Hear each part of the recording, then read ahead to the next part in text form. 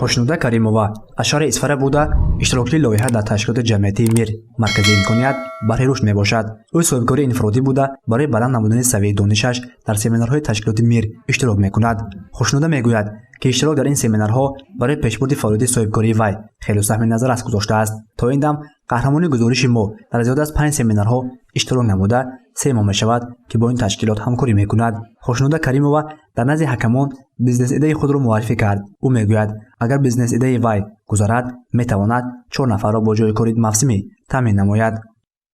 پیش میکردم و قشلاقچه بگم ادبچه نکردم من میکردم و اقا پرستجاتو نبود اقا هم قانونی نبود. اکنون قانونی نخستر فهمیدم چقدر چیزی برفت. نه حاضر بیملال میدانم که 10 ساعت به 7500 دانه پمیدار مبرود چقدر من رسخات کنم چقدر گرفته میتونم چقدر پیشتر فکر میکردم که چه خیل کنم که همین سال اکنام شود. اکو فکر میکردم که دیگه کسای پرسم سرعونا سیکریت چه نموگد.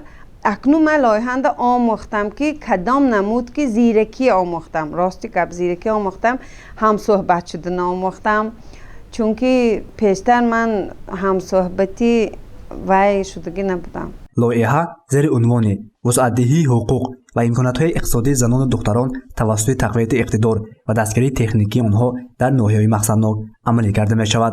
شروع از ماه سپتامبر سال 2021 تشکیلات جمعیتی میر مرکزی امکانات بهره رشد برای دستگیری زنان و صاحبکاران لایحه نوی را تطبیق می‌نماید. لایحه مذکور زنان و دخترانی که بیزنس ایده دارند و آن را می‌خواهند در عمل تطبیق نمایند کمک می‌کند. در عموم در امروزه سمیناری که گذرانده شد زنان و دختران از ناحیه بابوجان غفورов و اسفره 12 نفر بیزنس ایده خود را پیشنهاد نمودند.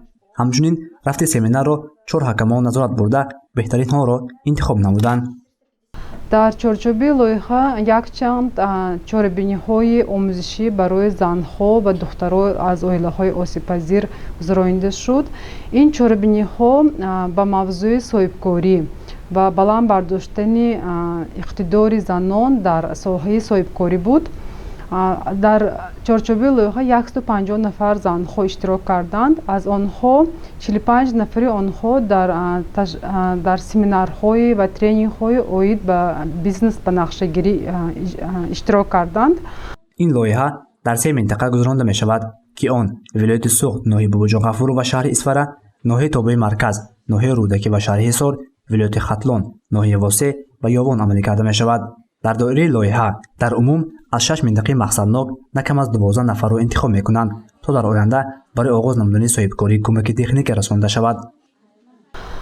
در وقت اشتراک در ترینینگ ها اینا بیز نقشه خود را نوشته با یاردم بیزنس اکسپرت ها بیزنس ترینران بیز نقشه خود را تمام کرده حاضر پیشنهاد کردن برای دیده برآمدنی کمیسیه بهادهی.